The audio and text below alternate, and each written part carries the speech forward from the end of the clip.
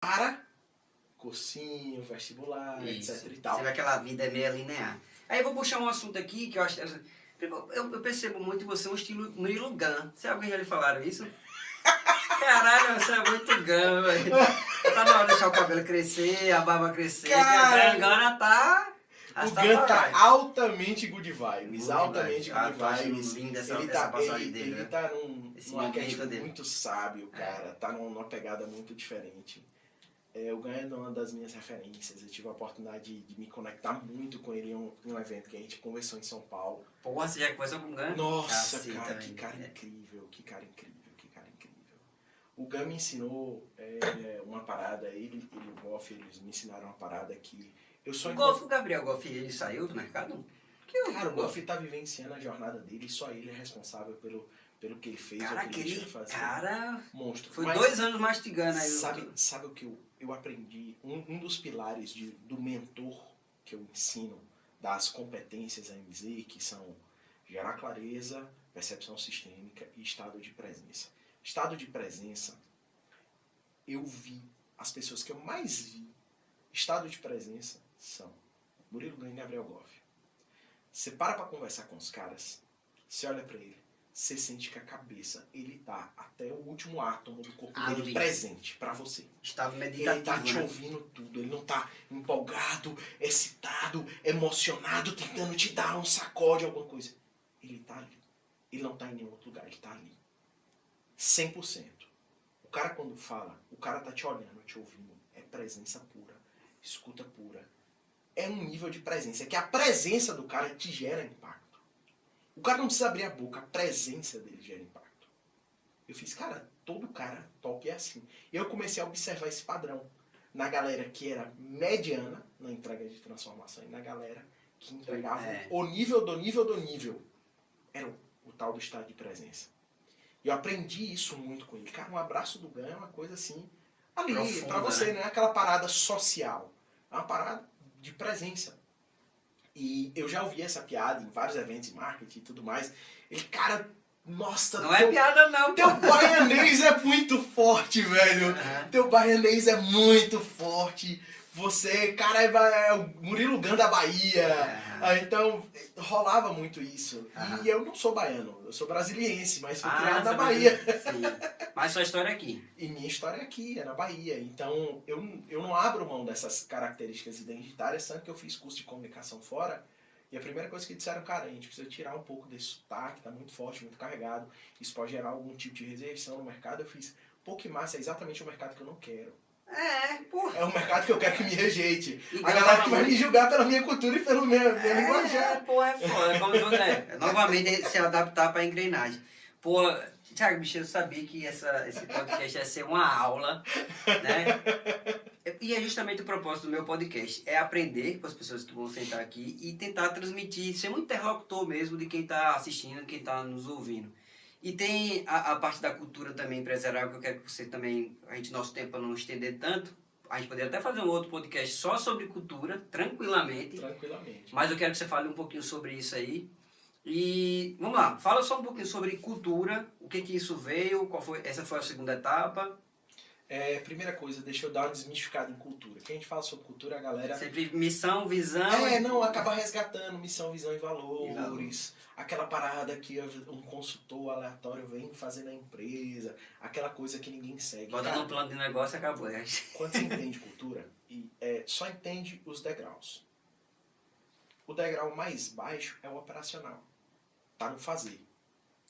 Fazer. O tático tá no resolver algumas coisas. É a pessoa que... O operacional, ele faz uma atividade específica. O tático precisa entender algumas atividades daquele setor. Sacou? É como se o operacional fosse o motorista, o tático fosse o gestor dos motoristas. Certo. Sacou? E acima disso está o estratégico, que é o gerente de distribuição. Ele precisa entender tudo, macro da distribuição. Acima do estratégico está o cultural.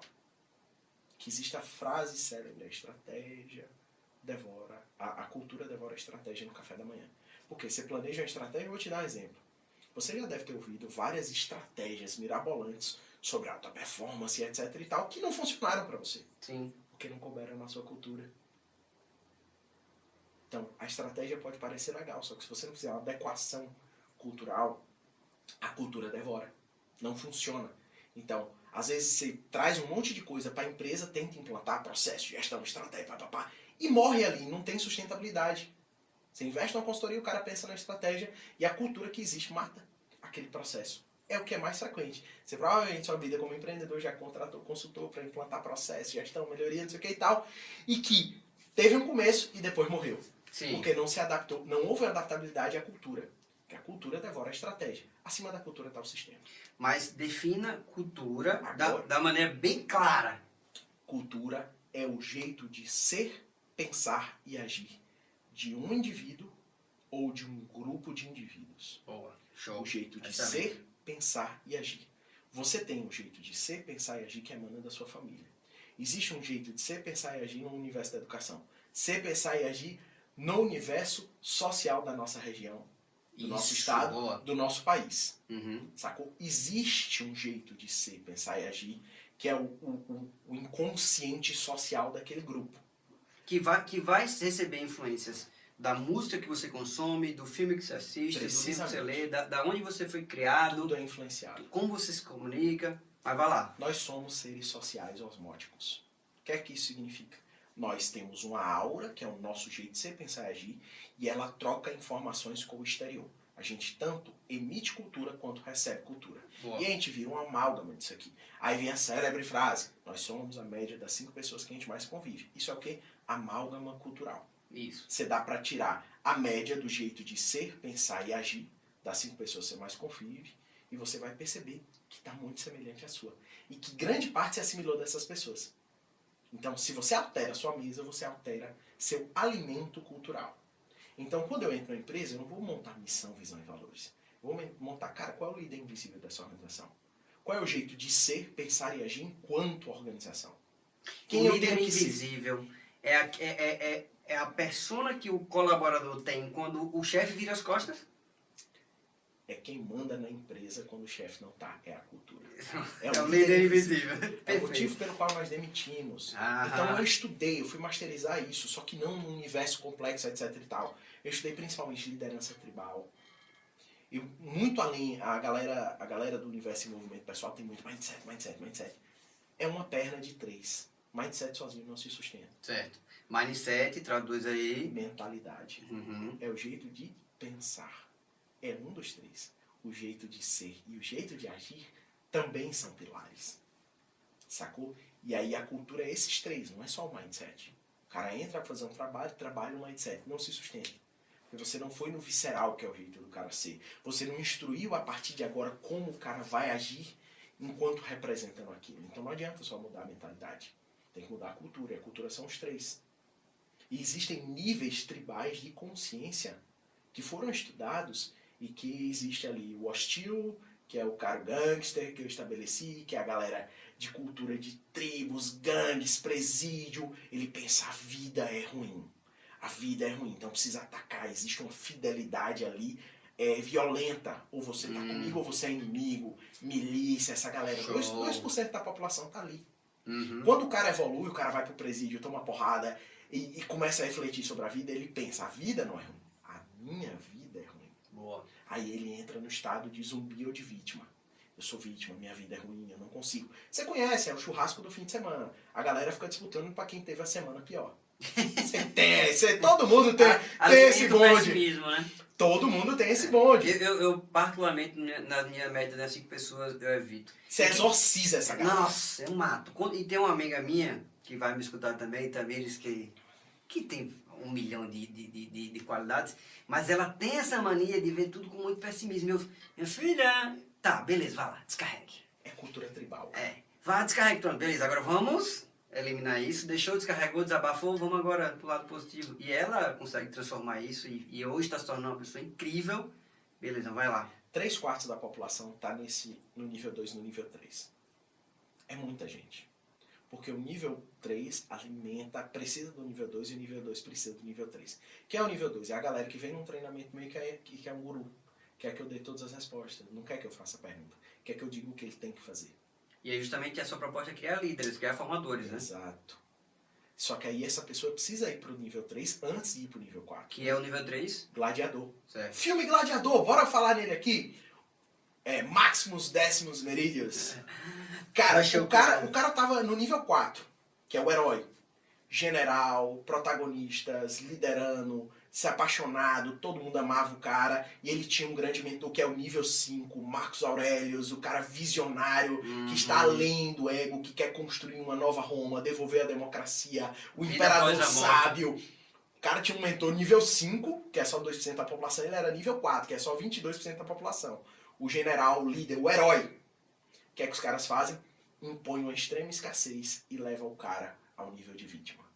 Ele não tinha apatia. É assim que você vê as empresas. Você chega, você faz um treinamento, você puxa ganhar, galera. Era Máximos ali no campo dos gladiadores. Jogava a espada pra ele, não tinha motivação pra nada. A partir dali, subiram ele de nível. Ego, ele ir lá, entrar na arena de gladiadores, que é o nível 3. Você não vai pra formar uma equipe, um time, nada. Você vai pra matar o outro cara. Sobreviver. Porque o gladiador, quando o cara sai da vítima pro gladiador, ele precisa ir pro nível do ego.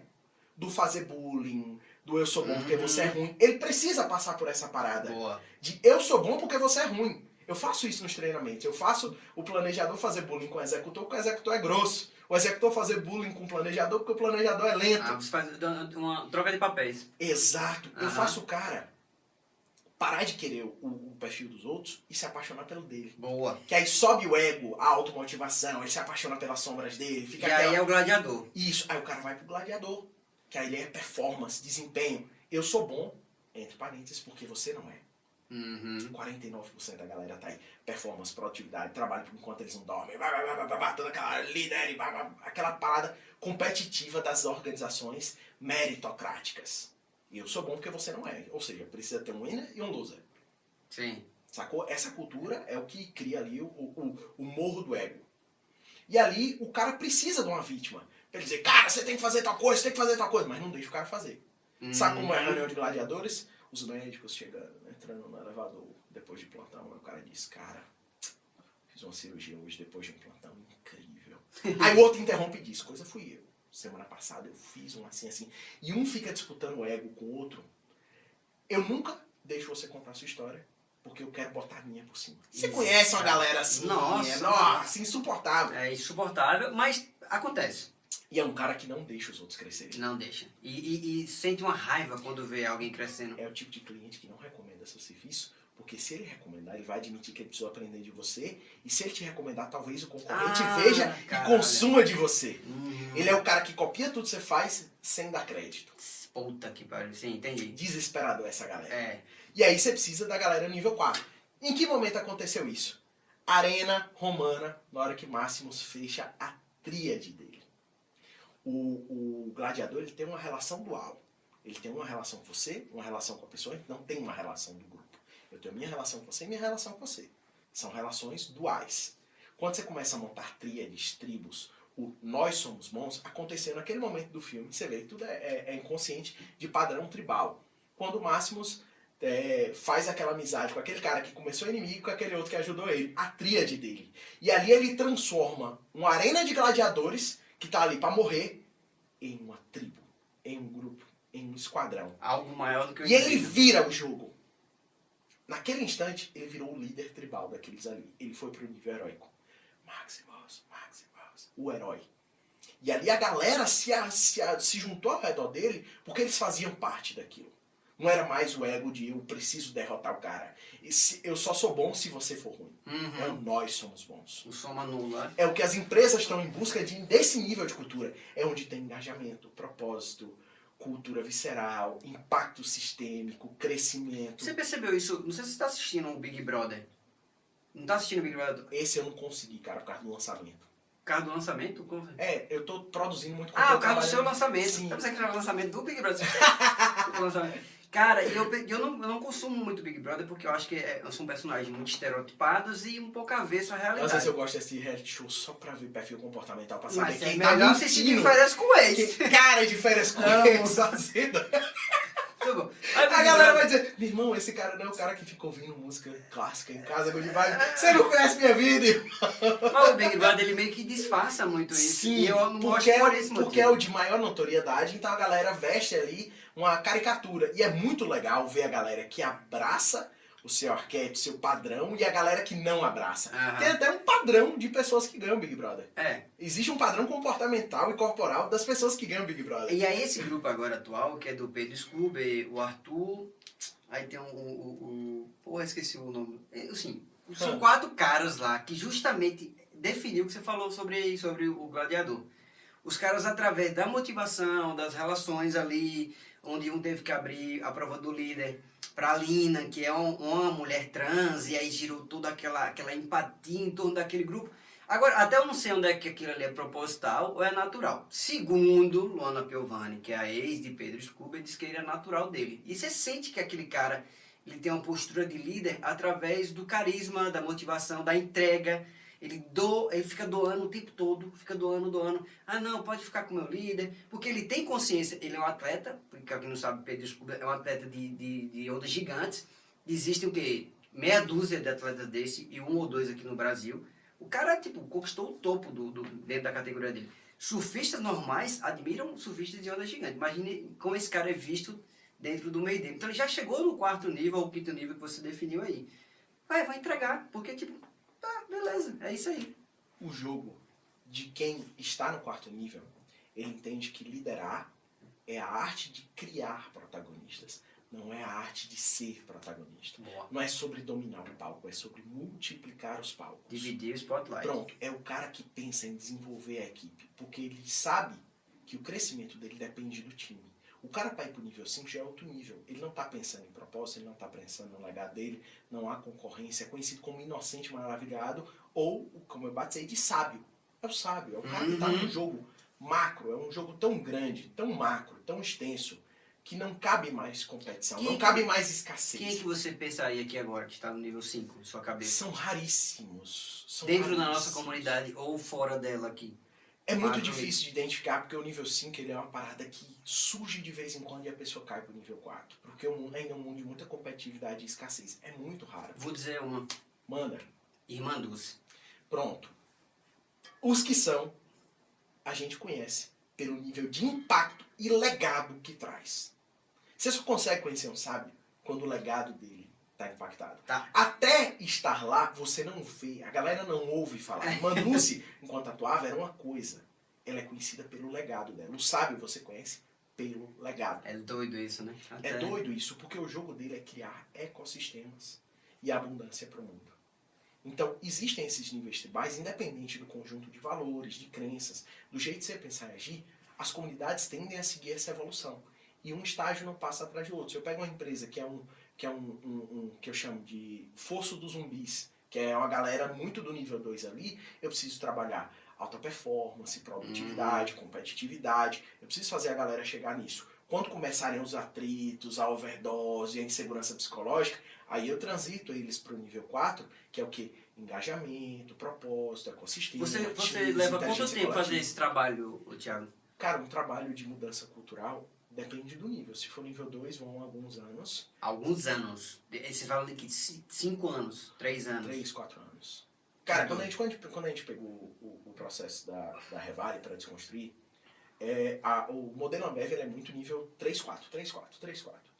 O modelo que a gente encontrou na Revale era, vem a auditoria da Ambev e vai auditar os pilares de gestão. E a gente nunca conseguia encontrar e tal. Então a gente trabalhou muito autoconhecimento. As pessoas se conhecerem, saberem que elas são massa e começarem a competir entre elas. Então começou uma galera a ficar loucona, a produzir, a trabalhar que nem um bicho e a ter obsessão, a usar o próprio perfil para aprender. O cara que nunca tinha lido o book de gestão, porque era um comunicador executor. Disse, cara, vai almoçar com quem manja. E aí você debate com ele e aprende. Então a gente começou a aplicar muita gestão comportamental e a galera começou a esmagar resultado, produtividade, blá, blá, blá. E agora a gente está saindo do operacional para ir para o estratégico. Isso é uma mudança cultural que envolve sair do eu e entrar profundamente no nós. Na equipe, na autossuficiência, na inteligência coletiva, na descentralização. Tirar a tomada de decisão da mão dos diretores e sócios e criar conselhos tríades, equipes, inteligência coletiva. O conselho decide ao invés do indivíduo. A gente sai da decisão do eu para a decisão do nós. Ameniza também as dores do líder, né? Exato. A gente começa a descentralizar, a difundir a capacidade e aí o engajamento começa a acontecer naturalmente. Agora que a gente está construindo o book de cultura, o brand vision, que é a cultura da porta para fora. Quando você fala um book, são os manuais, né? As O orientações. manual é realmente o manual do jeito de ser, pensar e agir. Show de bola. Cara, é isso. Cultura é um negócio assim, surreal. É a mudança mais sustentável que existe, é quando muda a cultura. E eu fico me observando esse tempo todo, tal, lá no motel agora, que eu comecei como líder sozinho lá, e eu observei, cara, eu tenho a minha cultura, né? E eu ia ter que instalar isso na minha empresa. E eu via que muitos colaboradores veio ainda de várias outras empresas, motéis, hotéis, etc. E sempre tinha aquele líder chicote. Eu falei, não é assim que eu funciono. Vocês estão esperando um cara que ficar chicoteando vocês no corredor? Não vai encontrar. A minha comunicação aberta, clara, e foi sofrível. E em alguns momentos eu tinha que retomar aquela liderança mais grosseira, mais assertiva, mais direta, para depois voltar ao jeito que eu me sinto bem. Cara, eu odiava quando tinha que fazer uma reunião de repressão. Mas também entendi que em alguns momentos vai ser necessário. Era o necessário para a transição. Para a transição. E é mesmo um aborto. Não é para ninguém, não. É um aborto. É um negócio terrível. Mas foi gostoso porque quando você conquista essa energia, você não tem mais colaboradores, você tem brothers. Amigo, eu sou aqui. Ah, beleza. Engajamento máximo. E quando eu consigo falar de uma maneira mais, assim, de repreender mesmo, de fazer aquela gerência minuto de repressão positiva ou negativa, eu consigo transitar bem porque ele consegue ali entender que existe essa cultura de salinha. Eu crio um ambiente também, salinha, fechadinha e tal. Aquele ambiente, vamos lá, vamos conversar, a linguagem visual, corporal também, meu rosto muda. Depois quebro, na segundo momento já espero, já vou ali no corredor, troco a ideia, já vejo como é que a pessoa está se sentindo. Porque eu estou mais preocupado de como ela absorveu aquela informação, né? Então, beleza. Então, tudo isso pode se resumir também a cultura. Óbvio que numa organização muito maior é muito mais complexo. Quanto mais gente, mais complicado. Mais complexo é. E para quem está começando, Thiago, me diga aí agora, o que o cara tem que se preocupar? Trazer esses eixos do perfil, trazer esses da cultura. Para quem está começando, o que você diria aí? Cara, perfil comportamental destrava muito o empreendedor. Sabe por quê? Porque às vezes a gente está tão no foco do que a gente não tem. É o analista que quer desenvolver a capacidade dele de comunicação em público. É o comunicador que não consegue ser detalhista, minucioso. É o executor que não consegue montar um planejamento. É o planejador que não consegue ter arrojo E como é que ele faz? Ele vai fazer aqui? A zona dele. Certo. Ele vai jogar o jogo dele, não é jogar o jogo alheio. O comunicador vai usar o quê? O networking dele como recurso, a capacidade dele de persuasão, vai aplicar a zona de potência dele, que é gente. E o cara que tem poucos recursos, Thiago, no caso, está começando, está ali sozinho praticamente. O que ele vai? Formar sócios, formar parcerias? Ninguém tem poucos recursos. Vai lá. Ninguém tem poucos recursos. Cara, presta atenção. A galera, vamos usar o podcast aqui. Aqui você tem um mínimo viável? Sim. Não. Não? Você tem um mínimo viável com base nos recursos que você tem. Ah, certo, beleza. Se eu fosse montar Olha a MVP, malícia, certo, beleza. olha a malícia. Eu poderia estar mais enxuto. Isso, uma pessoa que poderia estar assistindo, que poderia estar gravando com o celular agora, só o áudio e publicando as coisas Inclusive, dele. alguém me procura às vezes, eu fico, meu irmão, como é que eu vou passar? Porque, tipo assim, eu tô meio termo, eu tô quase muito bom. Mas eu reconheço que Sacou? poderia ser bem menos, entendi. Pode ser bem menos e pode ser bem mais. Você encontrou o viável com o Certo. que você tem. Perfeito. Sabe qual é a cabeça da galera? Eu quero começar. Então deixa eu pensar o 100º passo. É começando, não é terminando. 2 poderes que eu falei no começo. O poder de começar e o poder de continuar. Não é sobre perfeição, é sobre excelência. Excelência é melhoria contínua. A perfeição é o que está perfeito, completo. Tá. Não existe. Que está alinhado à sua experiência e aos seus conhecimentos. Exato. Seus 3 recursos. Se você está sem recurso, preste atenção. Um recurso vira o outro. Se eu não tenho grana, bora lá. Começando. Barreira de entrada. Barreira de entrada é o que você precisa para começar um negócio. Quero começar um negócio. Eu não tenho grana. Eu posso ir atrás de um recurso social. Que é o quê? Um sócio, um patrocínio, um conhecido, um capital de investimento anjo. Um pai investidor. Um pai investidor. Isso aqui, isso pode ser... Ou eu tenho alguma habilidade. Eu sei, por exemplo, vamos pegar um contador que tem muita experiência de Excel. Eu manjo muito Excel. Eu posso fazer planilhas e comercializar. Eu posso pegar e oferecer a uma empresa que eu vou criar planilhas para automação para ela e monetizar isso. E aí você faz a grana e agora com a grana você pode ter aquele mínimo viável para você começar, de repente, um negócio que tem barreira de entrada grana. Um recurso pode ser convertido no outro. Sabe qual é o problema? O foco da galera de recurso é só grana e tempo. Se ele diz, não tenho grana, não tenho tempo, eu não começo. Cara, você não tem grana nem tempo? Quem são as pessoas que podem te oferecer grana? Ou que você possa terceirizar alguma coisa para te gerar tempo? Eu não tenho tempo porque eu tenho filho. Cara, quem da sua rede de amigos, pessoas que pode sustentar ali, sei lá, durante 4 horas numa noite para você aprender alguma coisa, para você fazer um curso, para você se desenvolver? Sacou? Você vai mapear os recursos que você tem. Boa. E um Mapear recurso os se recursos. converte ao outro. Certo. Cara, sabe como foi que eu zerei o jogo? Por que eu digo que eu tô com esse jogo zerado, o jogo dos recursos zerado? Porque eu entendi uma coisa simples. Quando eu quebrei, eu voltei a estaca zero. A estaca negativa. Por causa das dívidas. E eu entendi que toda a grana que eu fosse movimentar, ela precisava ser reinvestida na base. A base são os 3 recursos. Toda a grana que eu ganho, eu reinvisto em social, intelectual e material. Em aprender e desenvolver mais competências, capacidades e entendimentos. Maestria, profundidade, etc e tal. Porque eu sempre vou ter um conhecimento foda para monetizar, se eu precisar. Reinvestir em outras formas de gerar mais grana e tempo. E reinvestir em networking.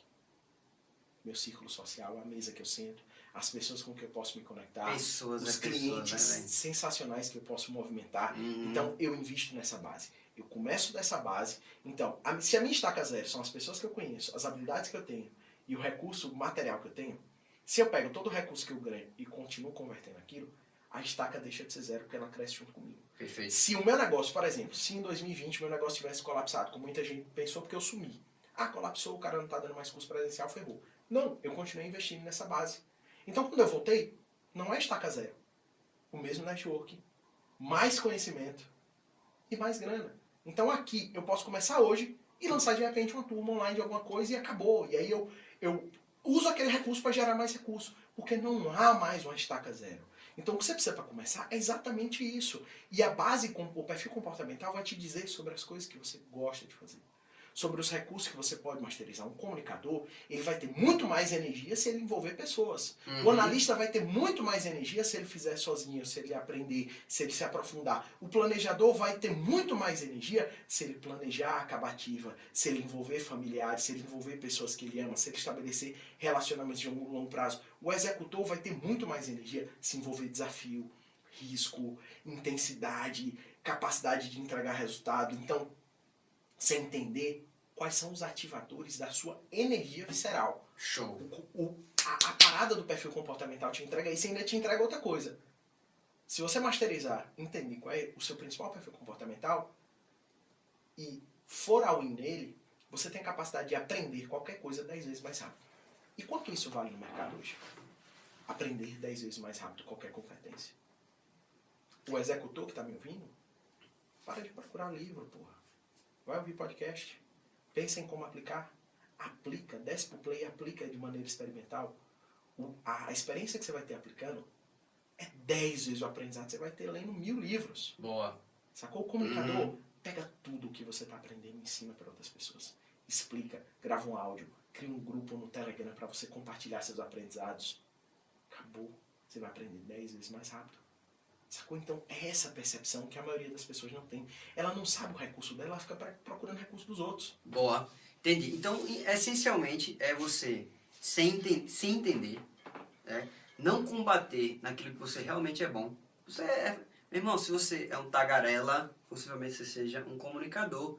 Invista nisso e desprenda as outras funções para as outras pessoas que são boas nisso. Delega, cara. Delega. Beleza, show. Você não precisa ser bom em tudo.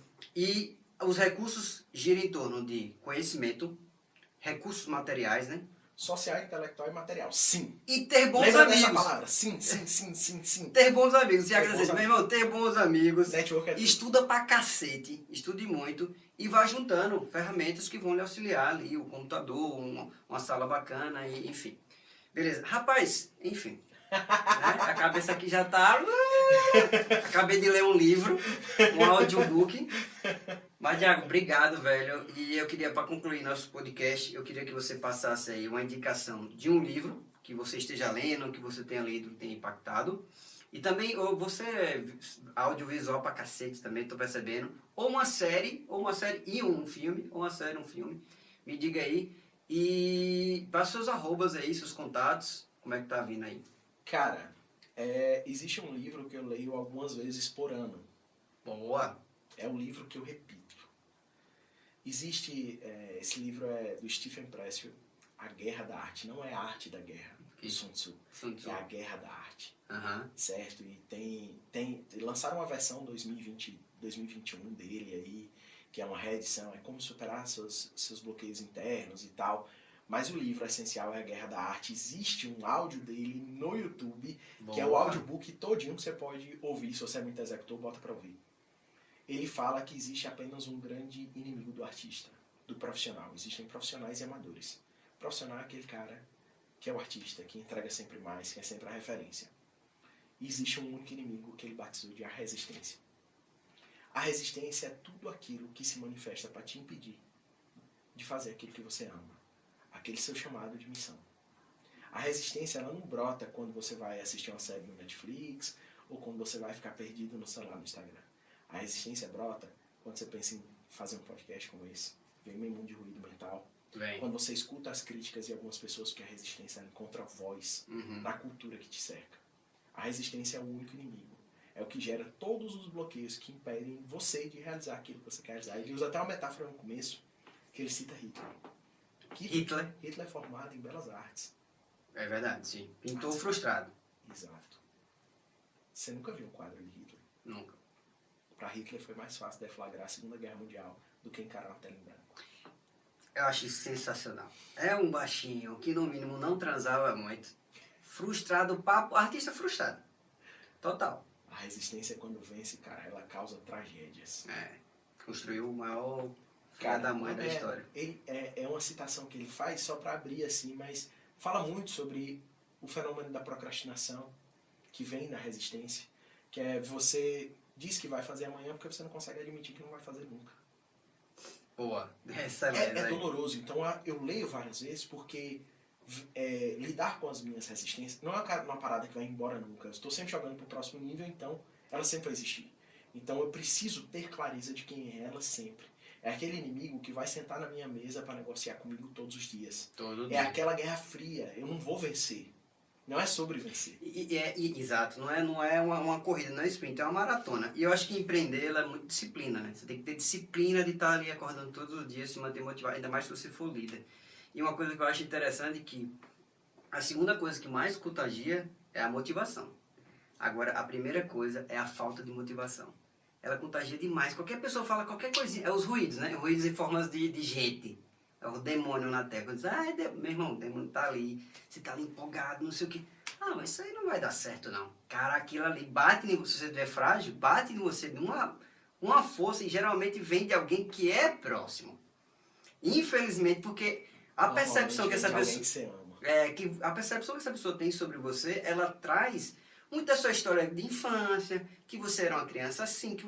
Eu era uma criança, irmão. Eu tenho 200 anos mais de experiência do que aquela criança tinha. Porque essa pessoa fala muito mais sobre ela do que sobre você. Muito mais. Ela deposita toda a sua frustração, sua insegurança. Tipo, velho, você não consegue, vem aqui, fica aqui comigo que eu também não tô conseguindo. Então vamos ser dois merda sentado. Aí vai do a puxada da vítima. Ser arrastado pela cultura da vítima. Traz aquele vamos aqui sentar nessa cadeirinha aqui na frente das casas aqui, típica de Juazeiro, todo mundo sentado ali 6 horas, com as pernas esticadas pra frente. Eita, vida ganha da porra.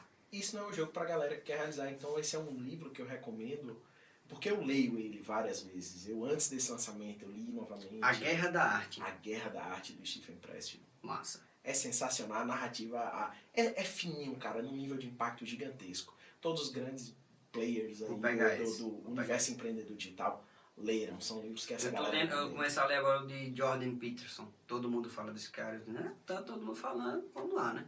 Agora, 1000 páginas... Faz parte, faz parte. Conhecimento é assim. Se você se entediar, eu vou te dar uma recomendação. Leia sobre a história dele.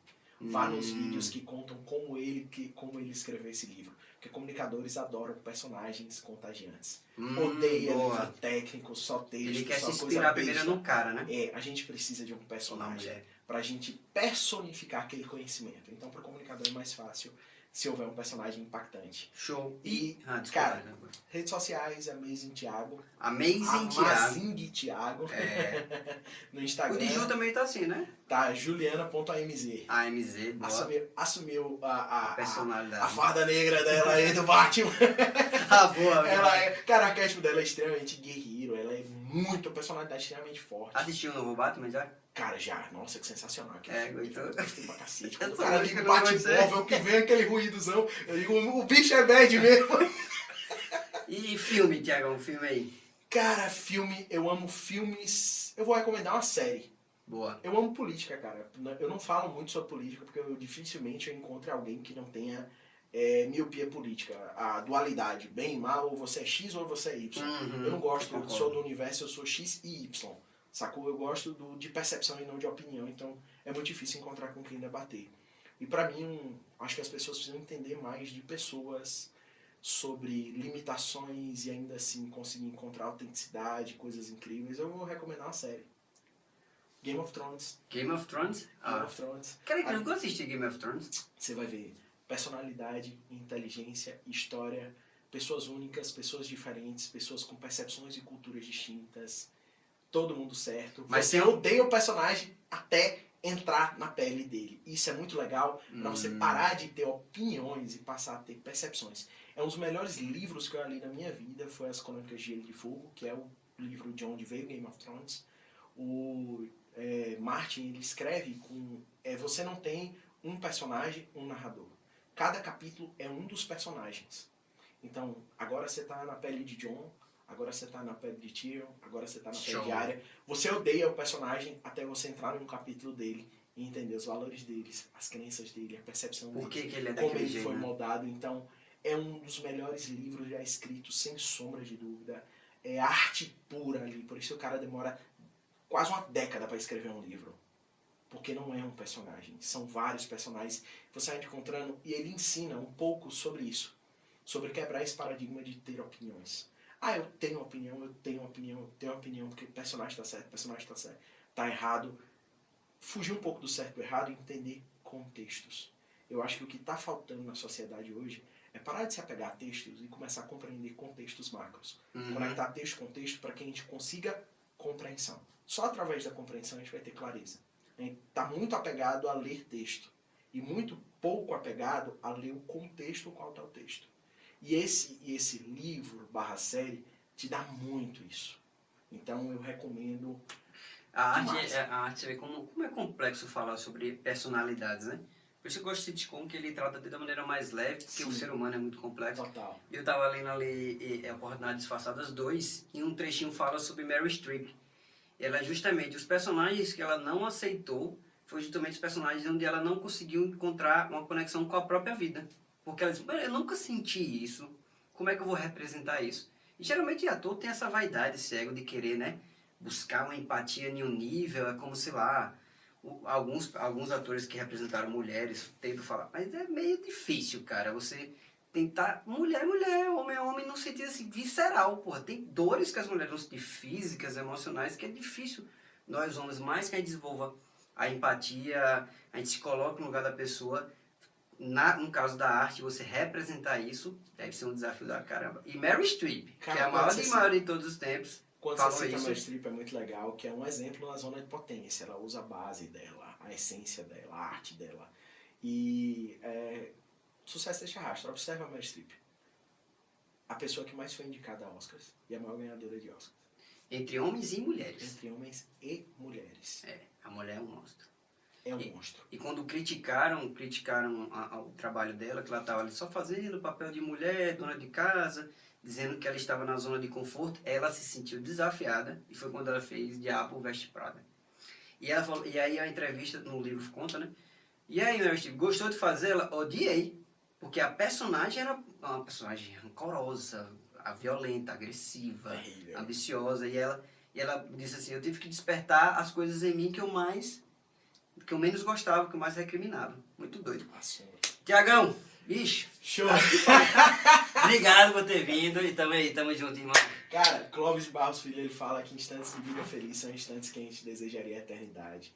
Instantes que a gente desejaria mais tempo. E fazer isso aqui, eu sei que tá na sua arte, na sua essência enquanto comunicador, tá dentro da minha, então pra gente é tão fácil passar horas e horas e horas e horas aqui batendo num fato assunto, série, personagem, contexto, pra gente mergulhar aqui. Mas é gostoso, Obrigado espero pelo que convite, cara. quem tem assistido, que tá assistindo no YouTube, a gente também tá no Spotify. E quem tá escutando no Spotify, a gente quiser ver aqui o cenário e a nossa movimentação Loucura. corporal, Cheio de mão. vai lá pro YouTube, podcast começando, pode pesquisar também Salve Moura e sigam esse cara aqui que tem muita coisa pra vocês aprenderem. Beleza? Obrigado, irmão. Tamo junto. Valeu, salve.